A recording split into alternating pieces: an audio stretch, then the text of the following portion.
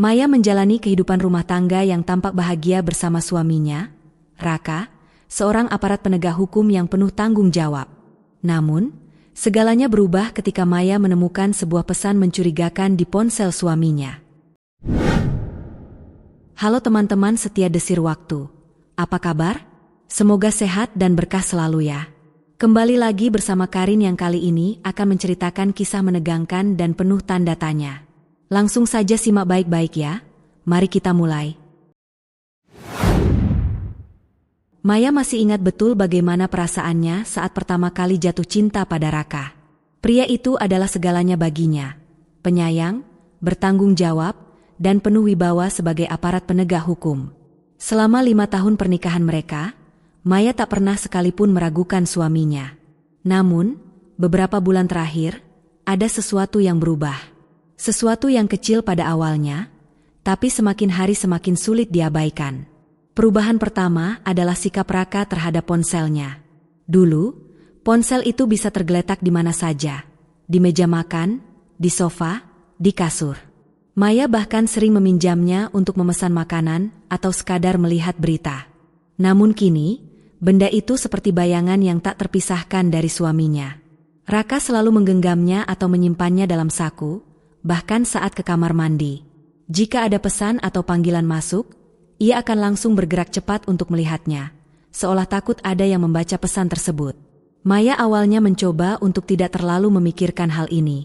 Ia menyadari bahwa pekerjaan Raka sebagai aparat memang tidak mudah, dan mungkin ada urusan rahasia yang tidak bisa dibagikan. Namun, semakin lama, sikap suaminya mulai membuatnya merasa tidak nyaman. Raka sering pulang larut malam tanpa memberi kabar, atau bahkan tiba-tiba pergi dengan alasan yang tidak jelas. Setiap kali Maya bertanya, Raka hanya memberikan jawaban singkat seperti, ada urusan di kantor, atau, ini tugas mendadak. Namun, suatu malam, rasa curiga Maya mencapai puncaknya. Ia baru saja selesai mencuci piring ketika melihat Raka tertidur di sofa ruang tamu. Cahaya ponsel yang digenggamnya berkedip, menandakan adanya notifikasi masuk.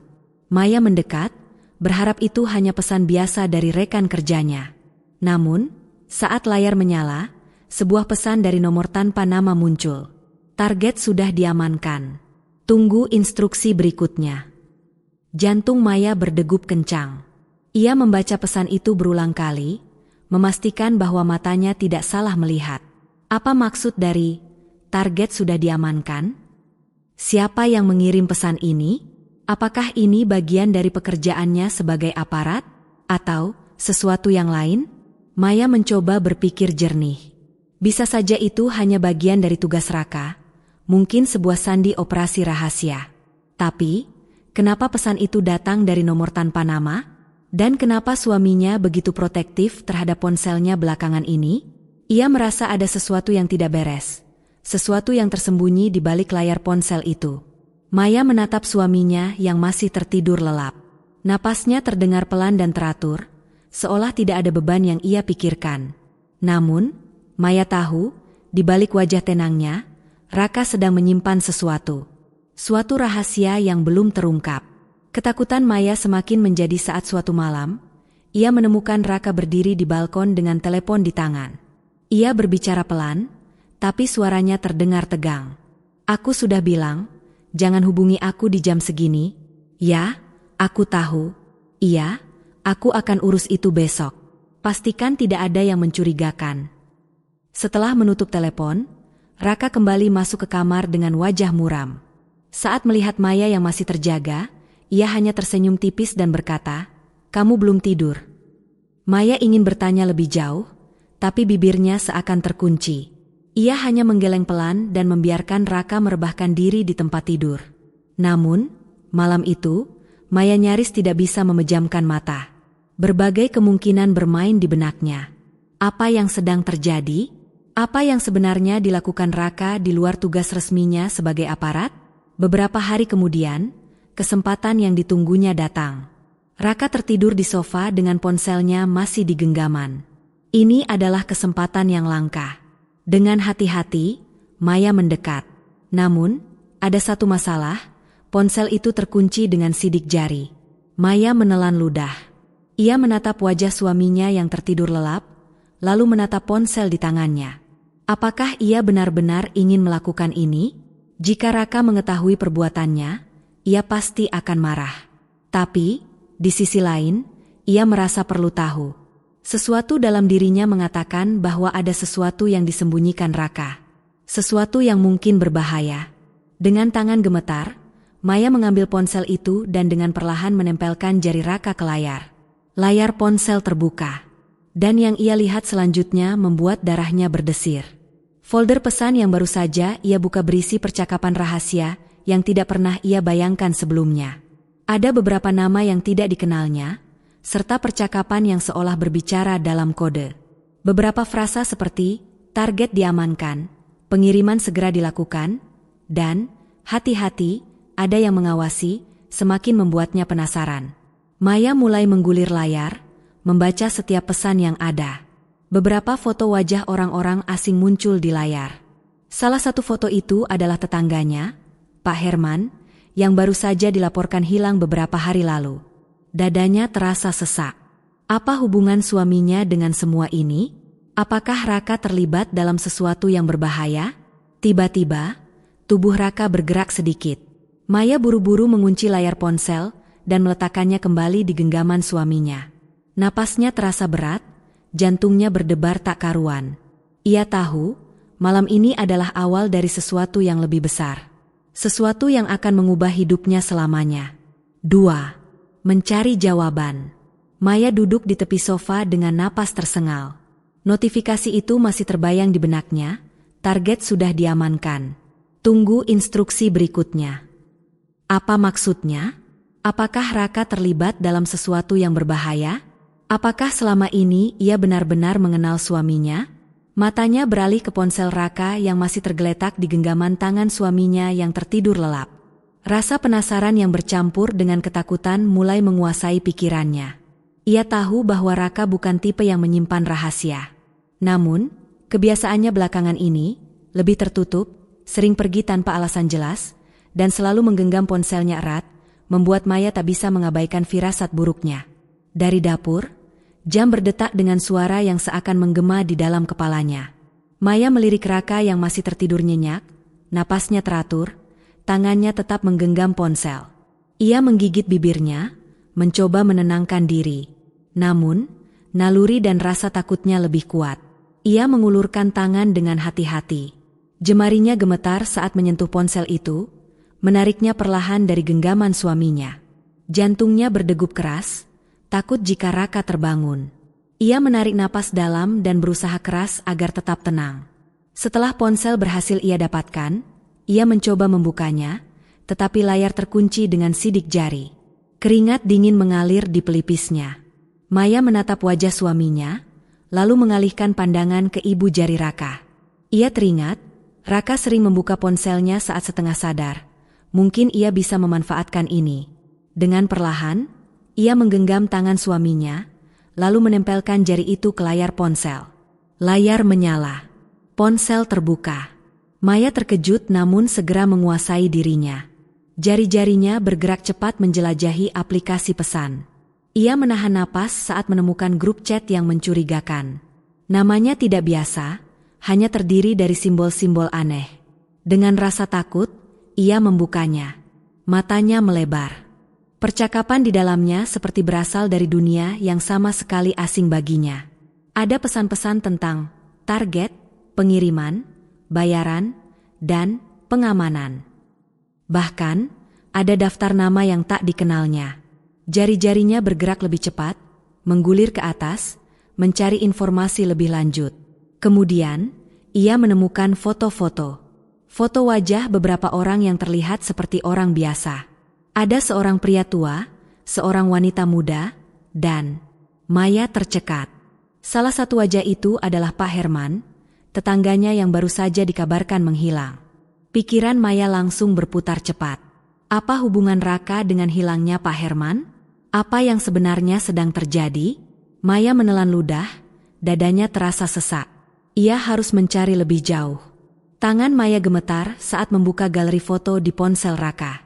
Ada beberapa foto gudang tua, plat nomor kendaraan, dan Tiba-tiba, layar ponsel meredup.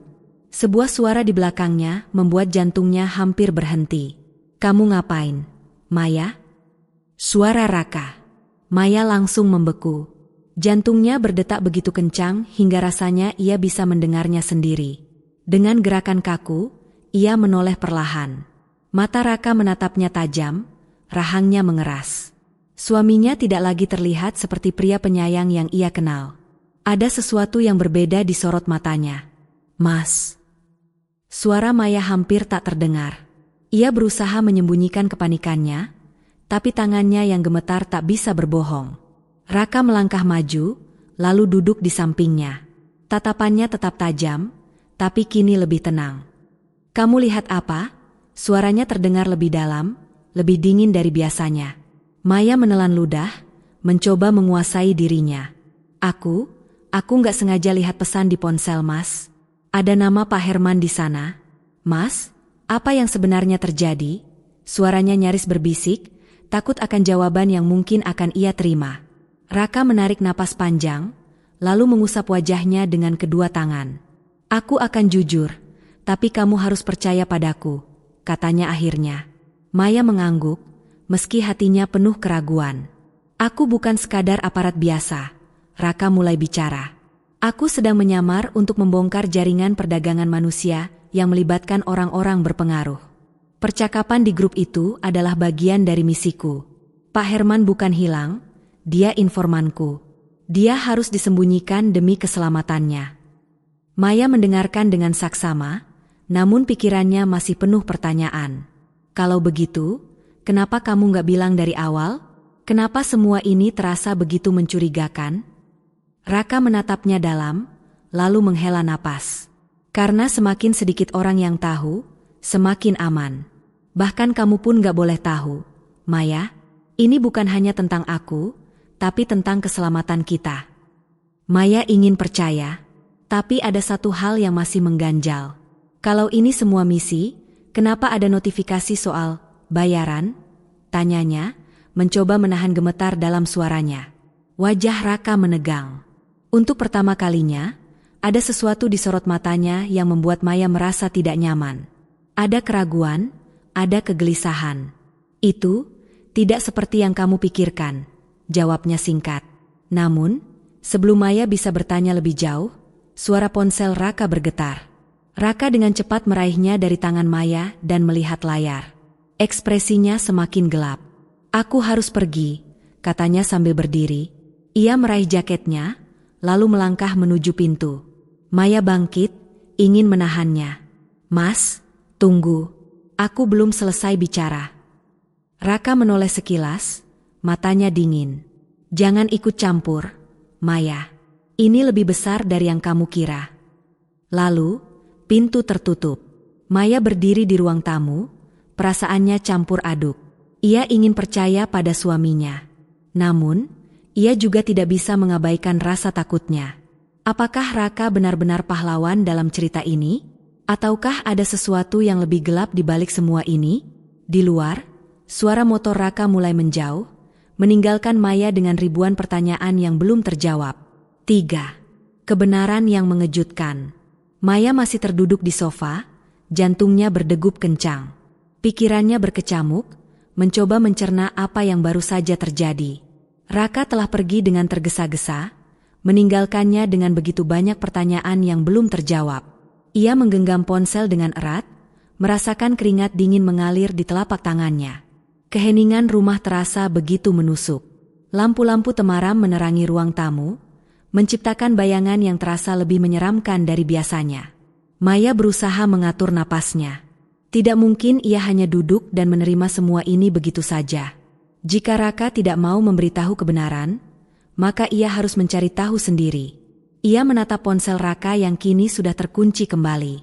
Tidak mungkin ia bisa membukanya lagi tanpa suaminya. Namun, Maya teringat bahwa laptop Raka mungkin masih menyimpan jejak. Dengan cepat, ia beranjak menuju kamar mereka, mencari laptop yang biasa digunakan suaminya. Dibutuhkan beberapa menit untuk menemukan perangkat itu, tersimpan rapi di laci meja kerja Raka. Dengan tangan gemetar, Maya membuka laptop tersebut dan mencoba menyalakannya. Seperti yang diduga, laptop itu terkunci dengan kata sandi. Maya menghela napas, mencoba menebak-nebak apa yang mungkin digunakan Raka sebagai sandi. Tanggal pernikahan mereka, nama anak pertama mereka yang belum lahir, nama panggilan mereka. Ia mencoba beberapa kombinasi, tetapi semuanya salah. Jantungnya semakin berdetak kencang. Ia tidak punya banyak waktu. Jika Raka kembali dan mendapati ia mencoba membongkar rahasianya, entah apa yang akan terjadi. Tiba-tiba, ia teringat sesuatu. Raka sering menggunakan nama panggilan ibunya sebagai kata sandi. Dengan harapan terakhir, ia mengetik nama itu. Layar terbuka. Maya terkejut, tapi tidak punya waktu untuk merayakan keberhasilannya. Dengan cepat, ia membuka folder-folder utama. Kebanyakan berisi dokumen pekerjaan biasa, tetapi ada satu folder yang menarik perhatiannya, folder dengan nama data underscore khusus. Dengan napas tertahan, Maya mengklik folder itu. Di dalamnya, ia menemukan serangkaian dokumen dan rekaman suara. Beberapa file memiliki nama mencurigakan seperti Target 01, Transaksi 03, dan Operasi underscore Senarai. Tangannya gemetar saat ia membuka salah satu rekaman suara. Target sudah diamankan. Kirimkan pembayaran seperti biasa. Jangan sampai ada kebocoran informasi. Suara seorang pria yang tidak dikenal berbicara dengan nada datar dan dingin. Maya menelan ludah, lalu membuka file lainnya, sebuah video. Layar laptop menampilkan rekaman kamera pengawas. Dalam video itu, Raka terlihat sedang berbicara dengan seorang pria berjas hitam di sebuah gudang gelap. Suara mereka pelan, tetapi Maya bisa mendengar sebagian percakapan mereka. Kau yakin tidak ada yang mengetahui ini? Jangan khawatir. Aku sudah menyingkirkan yang menghalangi jalanku. Maya merasakan darahnya berdesir. Siapa yang Raka singkirkan? Apakah ini berkaitan dengan hilangnya Pak Herman? Apa artinya semua ini?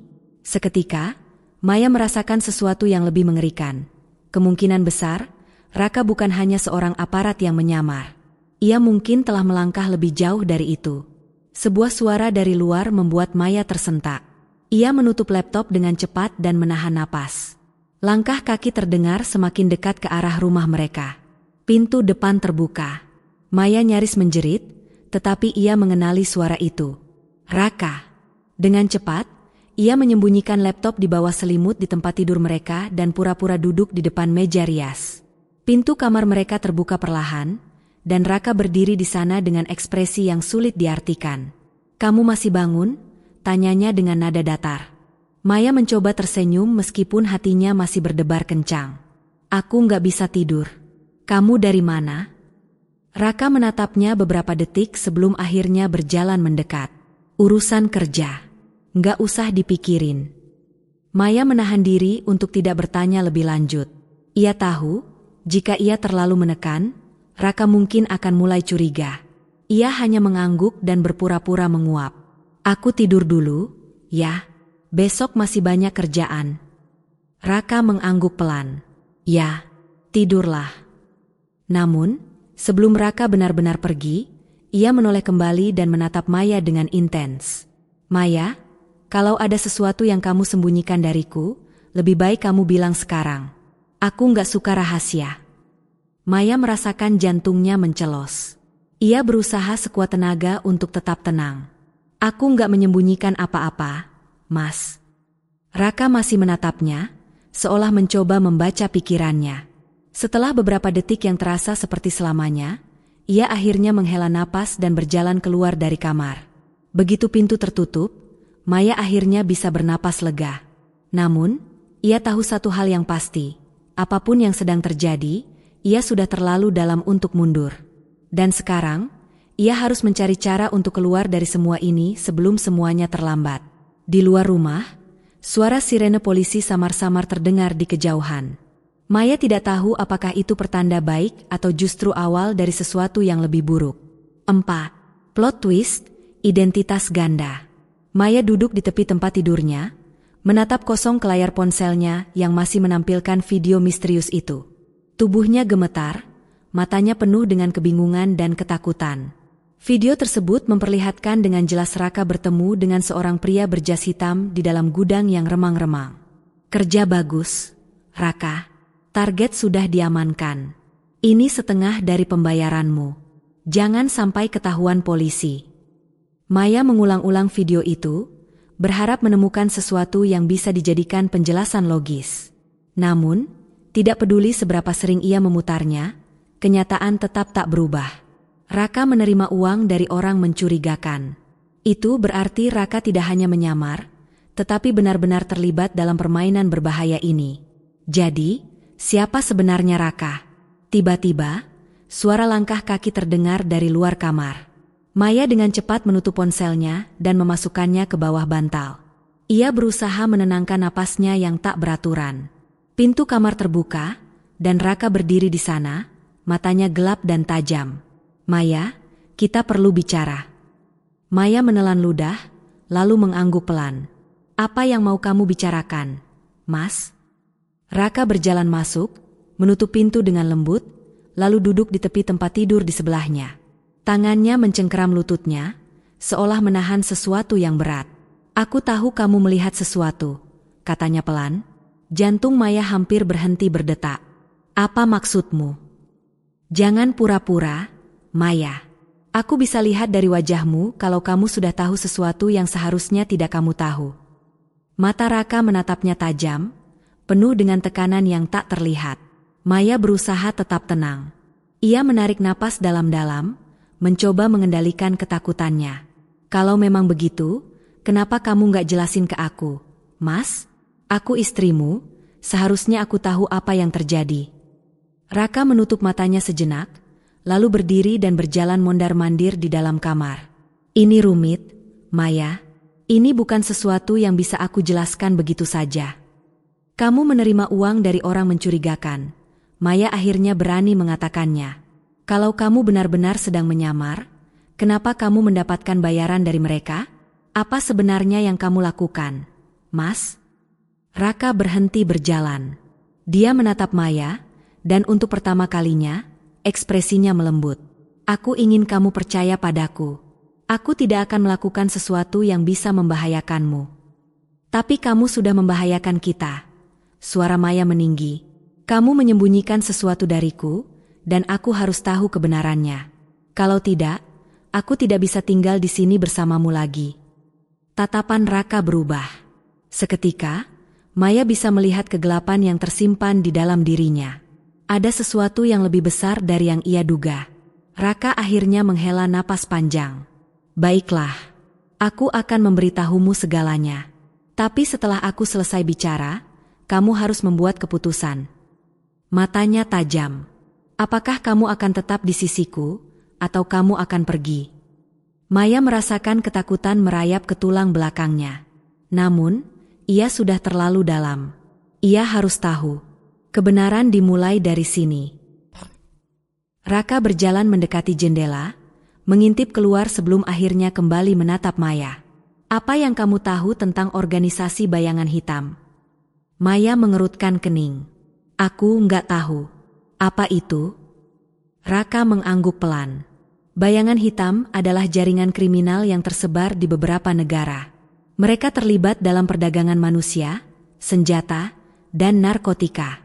Organisasi ini bekerja seperti bayangan, tidak terlihat, tapi ada di mana-mana. Maya merinding. Dan kamu terlibat dengan mereka. Raka tersenyum tipis. Aku bukan hanya terlibat, Maya. Aku bagian dari mereka. Dunia Maya terasa runtuh seketika. Ia menatap suaminya dengan ngeri. Jadi, selama ini, kamu bekerja untuk organisasi kriminal? Aku pikir kamu seorang aparat hukum. Aku memang aparat, Raka membalas, ekspresinya tetap tenang. Tapi aku juga bagian dari bayangan hitam. Aku bekerja di dua sisi. Maya mencengkeram dadanya. Jadi kamu, seorang pengkhianat? Raka tersenyum miring. Tergantung dari sudut mana kamu melihatnya. Aku bisa jadi pahlawan bagi beberapa orang, dan penjahat bagi yang lain. Maya merasa ingin muntah. Ia tidak bisa percaya bahwa pria yang ia cintai, yang selama ini ia pikir adalah orang baik, ternyata menyimpan rahasia sekelam ini. Kenapa, Raka? Kenapa kamu melakukan ini? Raka menatapnya dalam-dalam. Karena tidak ada pilihan lain, Maya. Aku terjebak di dalamnya sejak lama. Aku harus bertahan hidup. Aku harus membuat keputusan-keputusan yang sulit. Air mata menggenang di mata Maya. Tapi kamu bisa berhenti. Kamu bisa keluar dari semua ini. Tidak semudah itu, suara Raka dingin. Bayangan hitam tidak akan membiarkan siapapun keluar hidup-hidup. Sekali kamu masuk, kamu tidak bisa pergi. Maya mulai menangis. Apa yang harus kita lakukan sekarang? Tiba-tiba, suara keras terdengar dari luar. Brak, brak, suara pintu depan didobrak. Suara langkah kaki berat memenuhi rumah. Raka langsung bergerak. Ia menarik Maya ke belakangnya dan meraih pistol dari balik laci. Dengar aku baik-baik. Tetap di belakangku. Apapun yang terjadi, jangan bergerak. Maya terengah-engah, tubuhnya gemetar. Siapa mereka? Raka menatapnya tajam. Mereka datang untuk kita. 5. Pengkhianatan dan kebenaran pahit. Suara dentuman pintu yang didobrak menggema di seluruh rumah. Maya menahan napasnya saat suara langkah kaki berat memenuhi lorong menuju kamar mereka. Raka berdiri tegak di depannya, menggenggam erat pistol di tangannya. Matanya penuh kewaspadaan. Maya, dengarkan aku, bisik Raka cepat, matanya tidak lepas dari pintu yang hampir jebol. Apapun yang terjadi, jangan bergerak dari sini. Aku akan mengalihkan mereka. Maya menggeleng cepat, air matanya jatuh tanpa ia sadari. Tidak, Mas, jangan pergi. Kita bisa cari jalan keluar bersama. Tidak ada jalan keluar dari ini, Maya. Suara Raka terdengar putus asa, namun tetap tegas. Aku sudah terlalu dalam. Mereka tidak akan berhenti sampai mendapatkan yang mereka mau. Brak, pintu kamar terbuka dengan paksa. Beberapa pria bersenjata masuk dengan wajah garang. Salah satunya, seorang pria bertubuh besar dengan bekas luka di wajahnya, melangkah maju dengan pistol diarahkan langsung ke kepala Raka. Raka, akhirnya kita bertemu lagi, ucap pria itu dengan suara serak. Kau pikir bisa mengkhianati kami dan lolos begitu saja? Raka tidak gentar. Ia tetap berdiri tegak, melindungi Maya yang bersembunyi di belakangnya. Aku tidak mengkhianati siapapun, Reza. Aku hanya menjalankan tugasku. Reza tertawa kecil, lalu melirik Maya yang tampak ketakutan. Istrimu cantik, Raka. Sayang sekali dia harus ikut menanggung akibat dari kesalahanmu. Maya semakin merapat ke Raka, jantungnya berdegup kencang. Raka mengepalkan tangan, jelas sekali ia sedang berusaha menahan amarahnya. Jangan libatkan Maya dalam ini, kata Raka dingin. Dia tidak tahu apa-apa. Reza menyeringai. Terlambat. Dia sudah tahu terlalu banyak. Ia melirik anak buahnya. Bawa perempuan itu. Tidak. Maya menjerit saat dua pria bersenjata menariknya dari belakang. Ia meronta, namun cengkeraman mereka terlalu kuat. Mas Raka. Raka langsung mengangkat pistolnya dan menembak salah satu pria itu. Namun sebelum ia bisa melakukan lebih, suara tembakan lain menggema di kamar. Dor, Raka terhuyung ke belakang, dadanya berdarah. Matanya membulat saat ia merasakan tubuhnya melemah. Maya menjerit saat melihat suaminya jatuh ke lantai dengan napas terengah-engah. Raka A. Maya berusaha merangkak mendekati suaminya, namun tangan kuat masih menahannya. Air matanya mengalir deras saat melihat Raka tersenyum lemah ke arahnya. Maya lari. Gumamnya, darah mengalir dari bibirnya. Tidak, aku tidak akan meninggalkanmu. Maya menangis, berusaha melepaskan diri.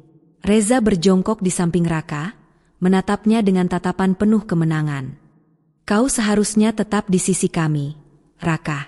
Sekarang lihat akibatnya. Raka menatapnya dengan penuh kebencian. Aku lebih memilih mati daripada menjadi budak kalian. Reza tertawa kecil, lalu berdiri. Baiklah, kalau itu keinginanmu. Ia mengangkat pistolnya.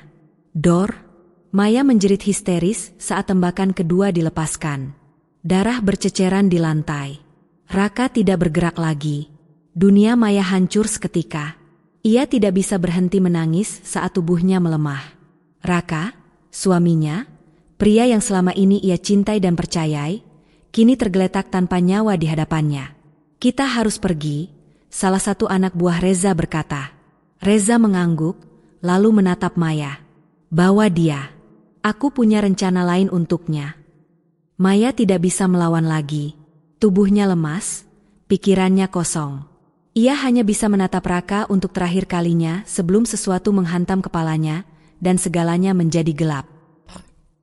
Ketika Maya membuka matanya, ia berada di dalam sebuah ruangan gelap dan dingin. Tangannya terikat di belakang kursi, kepalanya masih berdenyut akibat pukulan tadi. Bangun sudah. Maya menoleh dan melihat Reza berdiri di dekat pintu, menatapnya dengan senyum mengejek. Apa yang kalian inginkan dariku? Maya berusaha menahan ketakutannya. Reza tertawa pelan. Oh, banyak sekali.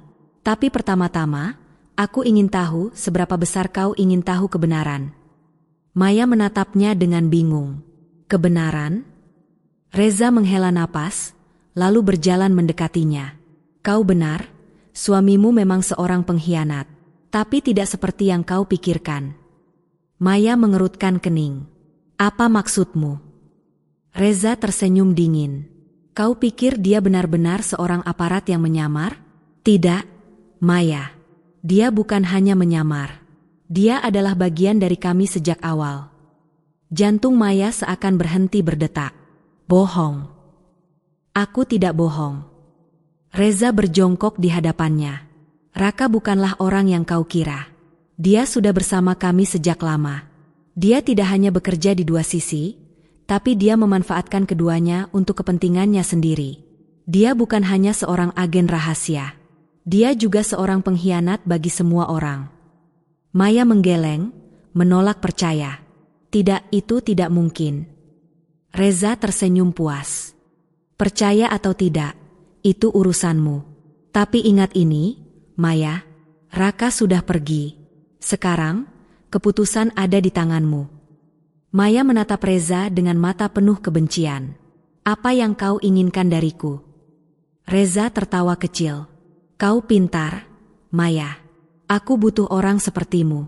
Aku bisa memberimu kehidupan baru. Uang, kebebasan, perlindungan. Atau kau bisa mati di sini bersama kenangan tentang Raka yang penuh kebohongan. Maya menatapnya dengan mata berapi-api. Ia merasa dunianya telah hancur. Semua yang ia percaya, semua yang ia cintai, telah menghilang. Ia hanya memiliki satu pilihan. Namun sebelum Maya bisa menjawab, suara sirene polisi terdengar mendekat. Reza mengumpat. Sial, kita harus pergi. Maya merasa tubuhnya diangkat paksa. Namun sebelum mereka bisa membawanya pergi, suara tembakan memenuhi ruangan. Keadaan menjadi kacau. Maya berusaha melepaskan diri saat pria-pria bersenjata berjatuhan satu persatu. Tiba-tiba, sebuah tangan menariknya ke samping. Maya. Mata Maya membelalak saat ia melihat wajah seseorang yang tak ia duga. Kau? Orang itu tersenyum samar. Kau pikir aku sudah mati? Maya tidak tahu harus merasa lega atau semakin ketakutan. Bersambung. Komen, lanjutkan di kolom komentar agar Karin melanjutkan di episode berikutnya ya. Jangan lupa subscribe dan nyalakan notifikasinya agar tidak ketinggalan cerita menarik lainnya dari Desir Waktu. Terima kasih dan sampai jumpa.